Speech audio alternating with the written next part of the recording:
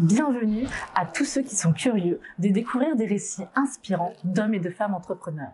Ici, vous êtes sur notre chaîne YouTube microco.com dans notre podcast À vous le micro-commerce. Chaque mois, on s'entretient avec un entrepreneur pour découvrir les coulisses de son activité. Quelles sont ses ambitions, les défis qu'il a rencontrés au quotidien, ses fiertés. En bref, comment s'organise son quotidien. Aujourd'hui, partons à la rencontre de Larissa, mentor pour les infopreneurs.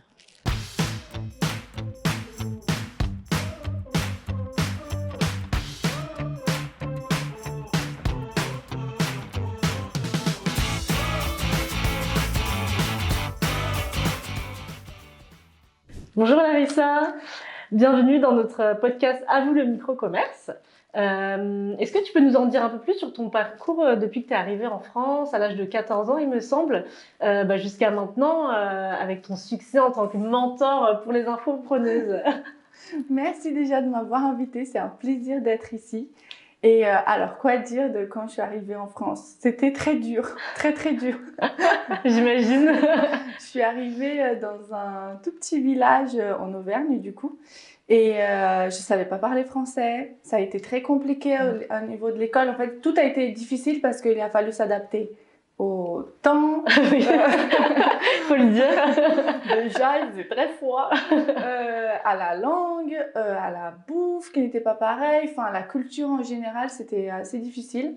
Le temps de s'adapter, de comprendre le fonctionnement, même au niveau de la scolarité. En fait, je comprenais pas trop les histoires de lycée, filière, etc. Du coup, ça a été assez difficile. Oui, j'imagine. Qu'est-ce qui t'a poussé là après quand tu as eu tes études, etc. Qu'est-ce qui t'a poussé à travailler dans le digital justement, parce que tu me disais tu connais pas trop le système de filière. À quel moment tu t'es dit moi je veux aller dans le digital ou dans le marketing? En fait, du coup, ça vient un peu de cette histoire de encore l'école. Quand je suis arrivée, j'avais un prof qui un jour m'a dit oui, mais de toute manière, toi, tu peux pas faire des longues études. Parce que moi, dans ma tête, c'était juste normal de faire des longues études. Pour la ville, c'est un peu ça qu'on nous vend. Et du coup, on me disait, mais non, il faut que tu ailles en CAP, il faut que tu choisisses un métier maintenant, tout de suite. Oui. Je me souviens que ma mère, elle est rentrée d'une réunion parents-prof et en fait, elle m'avait mis une pression en mode vas-y, il faut vraiment que tu choisisses, tu sais pas ce que tu veux faire de ma vie. J'ai 13 ans, non, je sais pas. Oui. Et il m'avait dit, le prof, non mais de toute manière, toi tu as des problèmes de langage, donc tu peux pas faire des longues études. Et en fait, j'étais là, mince. En fait, le fait de pas savoir parler français correctement, d'avoir un accent et tout ça, c'est vraiment un blocage dans ma vie. En fait, j'ai tout foiré là, comment je vais faire? Et finalement, je pense que ça m'a mis aussi une certaine... clairement, j'avais la haine. Et du coup, j'avais envie de montrer, tu vois. Ouais. Tu vas voir que je vais y arriver. Et bref, mes parents se sont battus pour que j'arrive quand même à aller dans un lycée, dans une seconde générale. Et en fait, dans mon lycée, il n'y avait pas de S-E-E-S, il n'y avait que L, non, il n'y avait que S, il n'y avait pas L-E-S. Ah d'accord, ok. Et moi, de base, j'ai toujours voulu faire L. Mais sauf que du coup, je ne pouvais pas changer de lycée. Et donc, finalement, je ne voulais pas du tout faire S parce que je me trouvais pas très forte en maths. Et la seule filière à côté, c'était STMG. Oui. Et du coup, marketing. Et donc, j'ai commencé déjà dès la première au lycée, du coup, dans le marketing. Et puis, finalement, j'ai continué. Et tu vois, c'est marrant parce que même au lycée, on m'a dit « Non, mais après, il faut faire juste un BTS, hein, tu peux pas aller plus loin. » Oui. J'ai été voir des conseillères, etc. J'ai dû moi-même chercher formation par formation pour voir exactement... laquelle allait me correspondre, tu vois. Et du coup, j'ai demandé. Donc, j'ai fini à la fac. Ensuite, j'ai fait du coup une école de com et de marketing. D'accord. Et après, je me suis lancée. Directement après. Ok, super. Encore une fois, parce que personne voulait de moi. Mais comment t'as réussi à surmonter tous ces obstacles au quotidien? Ça devait être difficile quand même. Je pense que du coup, comme je suis brésilienne, j'ai peut-être une vision différente des choses. Ouais. Et moi, je pars vraiment de rien, de zéro. Et en fait, ça me paraissait normal parce que j'ai toujours galéré dans ma vie. Ok. Du coup, Du coup, je me disais, bon, T'es une warrior en fait. c'est normal, hein, les choses ne peuvent pas bien se passer. Oui, tout le temps bien se passer. Et du coup, bah, il a fallu, par contre, garder vraiment la Bah motivation oui, au quotidien. au quotidien, parce que c'est vrai que des fois, ça a été très, très dur. Ouais. Et enfin, à quel moment tu t'es dit, parce que après tes études, tu as travaillé en agence un peu, c'est ça? À quel moment tu t'es dit, bah, je quitte l'agence, on va dire le job classique, pour me lancer en fait dans l'entrepreneuriat. Qu'est-ce qui a fait le petit déclic?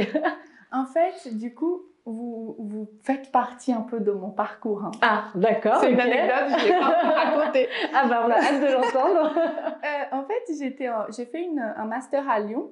Et en fait, la première année, je connaissais tellement rien, même après quelques années déjà en France, que je savais pas que les alternances, c'était l'entreprise qui payait les écoles. D'accord. Et en fait, je voulais aller dans quelque chose où j'apprenne vraiment un vrai métier, parce qu'à la fac, du coup, c'était un peu trop, oui, c'est scolaire. trop vaste. Ouais. Et du coup, je me suis dit, vas-y, je vais aller dans une école spécialisée. Là-bas, je vais m'apprendre un métier. Et en fait, j'ai appelé direct ma banque. Mes parents n'étaient pas au courant, enfin personne. J'ai appelé ma banque, j'ai dit, est-ce que je peux faire un emprunt étudiant là? Il faut que je paye une école. Donc, ils m'ont dit oui, j'ai tout fait les papiers, etc. Et je vais à l'école et j'ai trouvé un stage alterné. Et moi, je pensais que c'était une alternance. Et en fait, j'arrive, genre, trop contente, oh, trop bien, stage alterné, j'ai tout ce qu'il faut. Et au final, bah, j'ai vu mes collègues, enfin, mes amis à l'école, j'ai dit, ah ouais, vous gagnez ça? Ah ouais, vous payez pas l'école? Ah, d'accord. Et du coup, la première année, j'ai fait ça. Et la deuxième année, je voulais absolument trouver une alternance. Bah oui, bah du coup. Et Altavia sont venus de mon école. Ah, et j'avais postulé. Ok. Et en fait, j'avais même une copine qui n'avait pas postulé pour Altavia, mais elle s'était quand même présentée pour les échanges. Et finalement, c'est elle qui a été prise. Ah. J'étais trop triste. Oh non, bah tu vois comme toi aujourd'hui. Et en fait, ça m'a tellement... j'étais tellement triste que du coup, j'ai arrêté les études pendant 1 an. Ah oui. Parce que je me suis dit non, de toute manière... Je veux pas payer l'école. Je veux plus payer l'école, ouais. c'est pas possible, il me faut une alternance. Du coup, je suis partie un peu en road trip. Et c'est là que j'ai commencé à connaître le marketing, enfin, le côté travail à distance, l'entrepreneuriat digital, etc. J'ai commencé à suivre certaines personnes, mais je me disais jamais que moi, je pourrais jamais faire ça. Ouais. Genre, pour moi, c'était trop loin. Et du coup, quand je suis revenue de l'Amérique du Sud, j'ai été prise dans une agence à Paris pour l'alternance. Donc mais ça s'était mal passé. Enfin, il y avait plein de choses qui n'allaient pas. Je trouvais que c'était pas du tout aligné avec mes valeurs. J'aimais pas la manière de travailler. Et en fait, à la fin, j'ai dit non, je continue pas. Je peux pas, faire un CDI là-dedans. Ouais. Enfin, ici, je pourrais pas. J'ai commencé à postuler, mais personne ne me prenait. Et du coup, c'est là où je me suis dit, vas-y, je vais créer un compte Insta pour montrer mes compétences, améliorer un peu mon CV. D'accord. Tout en ayant cette idée de, ah, ça existe l'entrepreneuriat. Mais vraiment, je ne suis pas capable. C'était loin de toi quand même quand tu t'es dit, ah, c'est là, mais c'est pas pour moi. C'est juste histoire de... Et finalement, au bout d'1 mois à créer du contenu régulièrement, etc., une fille m'a contactée. Elle m'a dit, est-ce que tu pourrais m'accompagner dans la création de mon compte? J'aime bien ta manière de faire, etc. Et là, j'étais, oh, genre, ça arrive, genre, c'est possible. Et du coup, j'ai continué. Et jusqu'à aujourd'hui, bon, je suis là. Ça s'est fait naturellement, finalement. Ça s'est fait naturellement, finalement. C'était vraiment... après les premières années, enfin la première année et demie, je dirais, c'était vraiment très difficile. Je gagnais, enfin j'avais une cliente par-ci, une cliente par-là, mais vraiment très peu. Régulier, c'était pas, ça me permet pas de vivre. Oui. Et je pense que dans l'entrepreneuriat, c'est ça, c'est le début qui est vraiment compliqué, et c'est là où finalement les gens lâchent le plus. Alors que avec un peu de persévérance, vraiment avoir vraiment un mindset positif, je pense, ça aide énormément à continuer. Ok, bah c'est un bon conseil que tu donnes. Et comment tu as su justement pris en confiance, en visibilité à ce moment-là, parce que justement il y a cette phase un peu compliquée quand on est entrepreneur, le début. Et comment toi, on sent que t'es quelqu'un quand même de hyper positive, qui arrive à se motiver de toi-même, qui les échecs, tu les prends, mais après t'en fais autre chose. Mais comment tu fais concrètement pour te redonner confiance, parce que des fois, comme tu disais, ton professeur il t'a cassé. Dans la vie, forcément, des fois, tout ne va pas dans notre sens. Et après, gagner en visibilité, la confiance et la visibilité. Comment ça s'est fait? La confiance, je pense aujourd'hui, avant je me disais toujours, mais comment tu vas faire? T'as pas confiance en toi, t'es vraiment quelqu'un qui est timide, t'as zéro confiance. Et en fait, je me disais toujours que la confiance c'était quelque chose d'inné. Et que moi j'étais naissant, et que du coup c'était plus possible. En plus, le fait d'être venue en France, ça m'a encore plus ça m'a baissé ma confiance encore plus, parce que j'ai jamais été de parler devant les gens, de prendre la parole en public. Moi ça me stressait de ouf. Et du coup après, avec le temps, c'était comme si j'avais un alter ego. Et il y avait la Larissa que tout le monde connaissait, mes amis, ma famille. Puis il y avait la Larissa sur Instagram. Et du coup, à chaque fois dans ma tête, j'essayais de faire vas-y, tu mets ta veste là, t'incarnes cette personne que tu aimerais trop être. Et finalement, à force, j'ai compris que finalement, la confiance, c'est plus un état d'esprit. Et que du coup, il y a des jours où je me réveille, je suis dégoûtée de la vie, j'ai pas envie de faire quoi que ce soit, j'ai la flemme, je suis pas motivée, je pleure. Puis après, je me dis, le jour d'après, je me dis non, là, mets ta petite, je sais même pas comment appeler ça, mais c'est toi, mais en version warrior. Voilà, joue le rôle là, et donne tout. Et en fait, à force, je pense que tu deviens un peu plus confiante, tu vois. Et après, il y a des choses aussi, du coup, tu vois que les gens te font des retours, tu vois que les gens sont contents, tu vois que t'aides quand même dans leur vie, t'apportes quelque chose, et en fait, ça aide aussi à prendre confiance, et voilà. Après, pour la visibilité, moi, je suis pas de celles qui ont, percé du jour au lendemain. Ça a été vraiment une construction petit à petit, comme ça, quoi. J'ai pas eu d'un coup 10 000 abonnés, ça m'a pris du temps. Mais je pense que j'ai toujours fait différent des autres. Dans le sens où, je sais pas si c'est parce que, encore une fois, je viens pas d'ici, je vois beaucoup de choses de mon pays, j'ai pas... la culture reste différente et j'ai une vision différente de certaines choses. Et du coup, j'essaie toujours de faire différent. Et je pense que ça plaît aux personnes. Je suis aussi très solaire. Les gens aiment bien me voir en story. Et du coup, ils en parlent. Ça crée ce lien, etc. Je fais dans mes contenus des contenus très...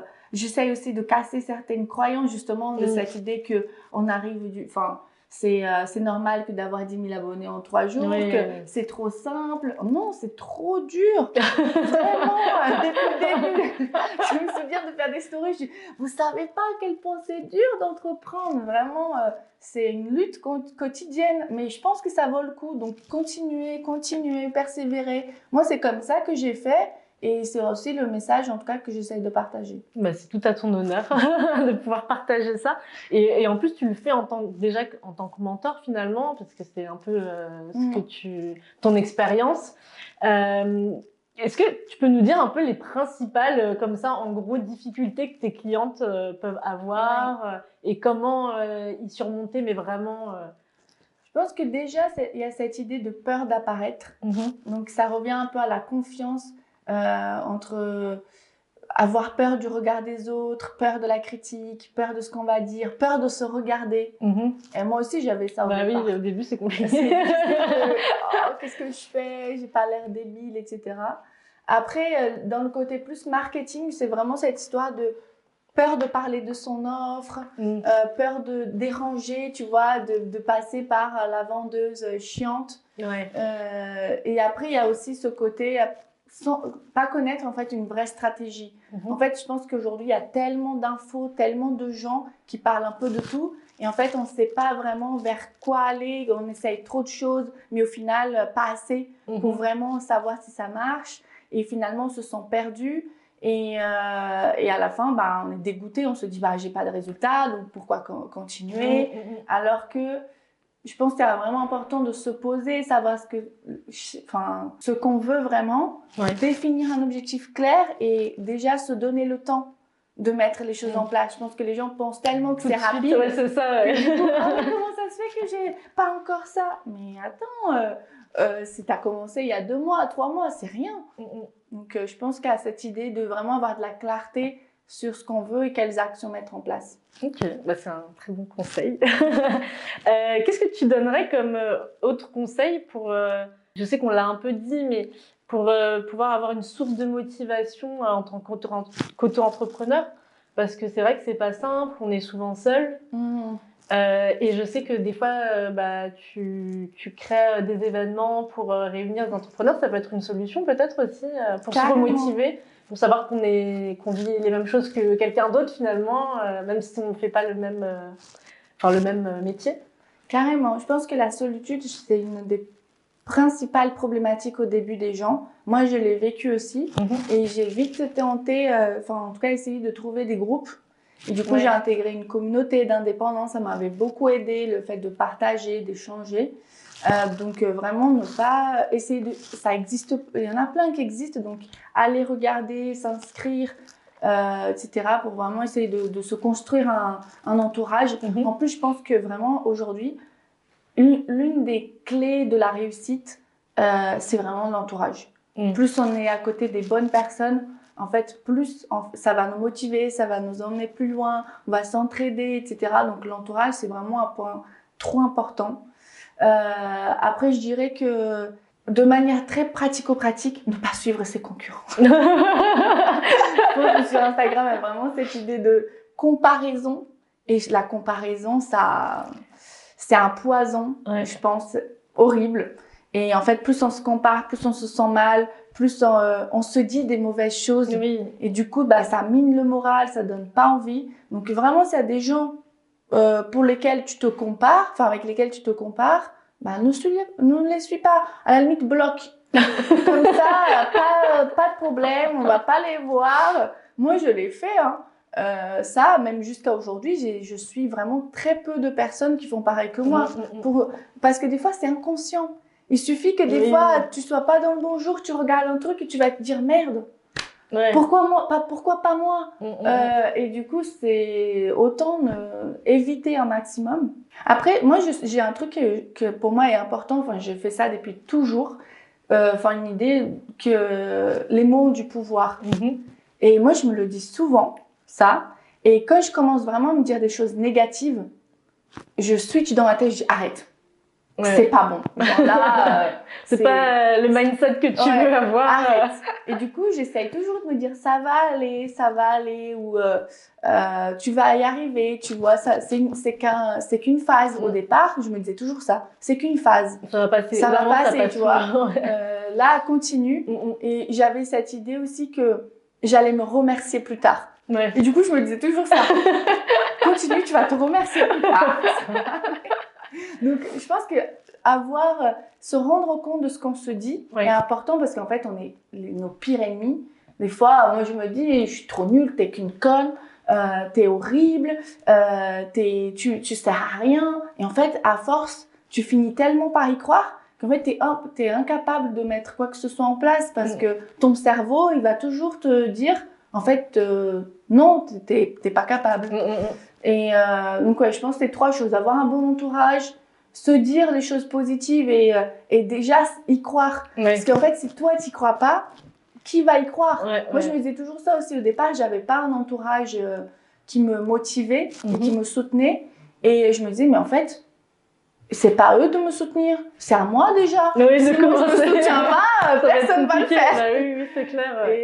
Et oui, cette idée aussi d'éviter en fait de suivre autour de personnes et de se comparer.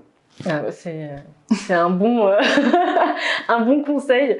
Et justement, tu proposes quoi, toi, comme service parce que là, on a parlé un peu d'Instagram, des infopreneuses. Donc, peut-être que c'est des éléments un peu flous pour les auditeurs. Est-ce que tu peux nous expliquer ce que tu proposes concrètement? C'est vrai que du coup, l'infoprenariat, c'est encore pas assez... Il y a plein de personnes qui ne comprennent pas le terme. Donc, c'est en fait... c'est comme entrepreneuriat dans l'idée où en fait on va vendre quelque chose. Là, nous, on vend de l'information. Donc, soit une formation vraiment, une connaissance, un coaching, un accompagnement, etc. Donc ça, tous ces types de services rentrent dans l'infoprenariat. Et moi, aujourd'hui, je fais beaucoup... j'ai des formations en ligne, du coup, sur le marketing digital, la vente, la création de contenu. Et je fais aussi du coaching où c'est plus du consulting, je dirais, aujourd'hui, parce que c'est sur une durée très courte. Et en fait, on vient avec une problématique. Moi, j'aide à trouver des solutions pour cette problématique-là. Et après, je fais aussi des masterclass dans des programmes, donc j'interviens un petit peu dans des programmes d'autres personnes, mais aussi dans des écoles de com, du coup. Ouais. Ah, donc tu fais aussi de la formation avec des groupes de personnes, que ce soit en face à face ou à distance. Ok, super. Comment tu vois un peu l'avenir là pour toi si on te demandait parce que tu dis justement que tu vas te remercier plus tard. Comment tu vois celle qui va te remercier plus tard? Moi, ma mission vraiment, ça a toujours été d'aider les femmes à oser. Parce que moi-même, je n'osais pas. Et encore une fois, ça vient de l'école où la dernière année de master, on devait faire un travail de création d'entreprise. Et en fait, on devait présenter le projet. Et on était 5, je crois, et dans un garçon. Et notre prof, c'était une des meilleures coachs, parce qu'il prenait vraiment des coachs pour nous aider dans la construction. Et la coach nous a dit, heureusement, vous avez un super projet, heureusement qu'il y a un mec. Moi, je dis, comment ça? C'est horrible de dire ça. Oui. Et elle m'a dit, malheureusement, à chaque fois que c'est que des filles, elles n'osent pas se mettre au devant de la scène. Et j'ai même pris cette phrase aujourd'hui, je l'utilise beaucoup dans ma com, parce que c'est vrai, moi je me sentais pas capable de passer devant, et on passait dans un théâtre, et du coup je disais non, et en fait le projet, quand c'était que des filles, apparemment ça allait jamais plus loin que l'école. Et j'ai toujours gardé cette idée, et moi mon objectif, là aujourd'hui, je forme du coup les entrepreneuses à créer du contenu sur les réseaux sociaux, se montrer, etc. Mais plus tard, j'aimerais faire quelque chose d'un peu plus gros où j'aimerais bien aider les femmes au Brésil. Et moi, j'ai un projet qui est de construire un hostel. Donc, c'est comme une auberge de jeunesse, une auberge, un hôtel, où en fait, je vais faire venir des entrepreneuses, des entrepreneurs de France, ou même des personnes qui veulent juste passer des vacances, pour découvrir le pays. Mais c'est surtout dans l'idée de donner de l'emploi aux personnes autour, parce que c'est dans une région qui est très pauvre. Et du coup, essayer de les sortir en fait d'un schéma qui est de j'ai pas assez de connaissances, j'ai pas assez d'opportunités, je finis pour avoir des enfants très tôt. Finalement, je reste là, je dépends d'un mec pour tout en fait dans la vie. J'ai pas de liberté financière. Et en fait, j'ai des enfants, mais mes enfants vivent la même chose que moi, donc c'est le même schéma toujours. Et du coup, j'aimerais bien pouvoir apporter quelque chose, développer une activité qui fasse que tu as une nouvelle opportunité et avoir accès en fait à des choses que moi, du coup, j'ai eu en France, tu vois, j'ai eu la chance quand même de venir ici et d'avoir une nouvelle culture et voir les choses différemment. Donc, j'aimerais bien apporter ça là-bas. Et donc, construire une école. Et du coup, une école vraiment pour adultes, mais sur plein de métiers différents, pas que le marketing. D'accord, ok, très bien. C'est un beau projet. Donc bon, ça va être quelque chose, je pense que vraiment, je verrai les... Sur le long terme, très loin, voir c'est mes enfants qui vont voir. Parce que ça va demander beaucoup de choses à mettre en place. Mais ça m'anime, du coup, tu vois, aujourd'hui, mon activité actuelle, je kiffe ce que je fais. Je pense que l'entrepreneuriat, surtout dans ce milieu digital, évolue trop vite. Tu vois, il y a 3 ans que j'ai commencé, c'est pas du tout pareil qu'aujourd'hui. Et que, du coup, dans quelques années, je peux pas savoir à quoi ça va ressembler. Bien sûr, Donc, c'est comme si j'avais assez un projet qui, aujourd'hui, ce que je fais aujourd'hui me permet de nourrir cet autre projet qui est un peu plus important. Ok, très bien. Est-ce que tu pourrais nous partager une petite anecdote ou une success story de toi ou d'une de tes clientes, parce que je crois que tu es spécialisée pour les femmes. Oui, c'est ça. Donc, est-ce que tu pourrais nous partager ça, quelque chose qui te vient, que tu aimerais partager? Je sais pas, c'est vraiment, je vais dire quelque chose de très simple, je pourrais dire d'autres choses plus importantes, mais ça, c'est vraiment quelque chose qui me touche énormément aujourd'hui. C'est que c'est d'avoir construit une communauté de femmes, etc. Et que, du coup, j'ai ces couleurs, le violet. Oui, on n'a pas parlé de ça. J'ai un branding qui est hyper défini, etc. Ça, c'est pour le côté féminisme, c'est la couleur du féminisme. Et en fait, je suis trop contente d'avoir construit cette communauté autour de mon univers et d'avoir des personnes, par exemple, qui m'envoient des petits messages. Ah, regarde, je suis dans un magasin, je vois une violette, une veste violette, je pense à toi. Ou regarde, aujourd'hui, j'ai mis telle chose, je pense à toi. Je pense que parfois, les gens prennent aussi des captures d'écran de mes stories, de mes contenus. Et à chaque fois, je me dis, mais ouais, Larissa, tu te rends compte? Tu fais partie de la vie de tellement de gens. Ouais. Genre, t'es dans le téléphone de tellement de gens. Les gens, quand ils ouvrent leur placard, ils pensent à toi. Quand ils écoutent certaines musiques, ils pensent à toi. Et pour moi, c'est vraiment quelque chose de hyper puissant. Ouais. Et j'en suis hyper contente, hyper fière d'avoir créé ça, tu vois. C'est une petite chose, c'est pas des résultats, c'est pas de l'argent et tout, mais c'est vraiment ce côté de ouais, genre les gens pensent à toi. En fait, ça va au-delà de ce que tu proposes, de tes services. C'est vraiment ta personne. Enfin, tu donnes aussi, enfin, de ce que je ressens, tu donnes aussi de ta personne, de ton être, de tout. Enfin, je dirais ton âme, parce qu'on ressent quand même pas mal de choses. Et même moi, j'ai pensé à toi, je me suis mise à tes couleurs aujourd'hui. Donc c'est pas rien. Enfin, tu vois, tu véhicules vraiment quelque chose de puissant. Et pour toutes les femmes, c'est hyper important de pouvoir avoir un mentor ou une personne qui te motive en dehors des services que tu proposes, etc. C'est vraiment avoir quelqu'un qui est présent et à qui tu peux t'identifier aussi. C'est hyper important. Ça. Je trouve, c'est ça, il y a cette idée d'identification. Et pour moi, je suis encore aujourd'hui, je suis pas encore habituée à l'idée qu'il y a des gens qui s'inspirent. Alors, ils me trouvent, t'es tellement inspirante, et je suis là, oh, ça me fait trop plaisir parce que, mine de rien, enfin, j'ai beaucoup galéré. Mais au moins, je me dis, en fait, ce parcours a été difficile et au moins, je représente aussi plein de parcours que finalement, en fait, on n'en parle pas assez et que du coup, il y a plein de gens qui vont se démotiver alors qu'en fait, c'est normal. Je pense qu'on passe la plupart du temps sur 10 entrepreneuses qui se lancent. Je pense qu'il y a bien 8 qui galèrent, voire 9 et demi. Donc, je pense que ce discours peut aussi aider. Donc, je suis contente d'avoir galéré pour qu'aujourd'hui, je dise c'est normal.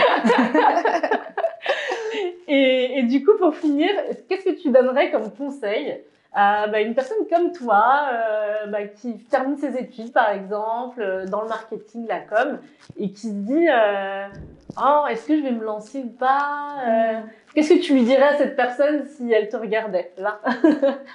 Je dirais que dans les écoles, on nous inculque beaucoup l'idée de agence, annonceur, etc. Surtout quand on est dans le marketing, la communication, comme si c'était les voies à suivre. Mais en fait, il n'y a pas que ça. Je pense que c'est important, surtout que moi, en tout cas, dans mon école, on m'a jamais parlé d'entrepreneuriat.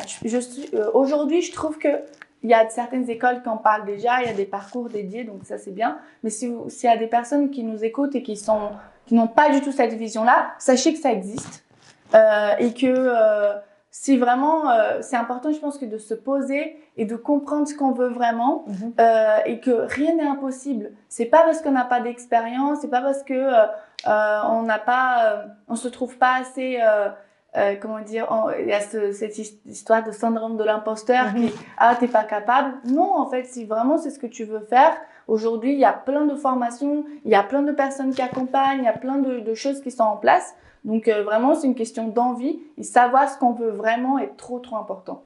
Super, bah écoute, on va essayer à notre échelle, nous, de pouvoir montrer à tous ces jeunes que c'est possible, qu'il y a plein de voies possibles, mais qu'aussi l'entrepreneuriat, c'est faisable et qu'à un moment, faut se lancer et puis essayer. Et donc, du coup, je te remercie. Merci à toi. Pour le temps que tu as pris pour nous, de tout ce que tu nous as appris aujourd'hui. Et vraiment, on a ressenti ton mindset et ton empowerment. Donc, je te remercie. Et puis, je te souhaite le meilleur pour la suite. Merci beaucoup. C'était un plaisir d'être là. Merci, Larissa. À bientôt. À bientôt.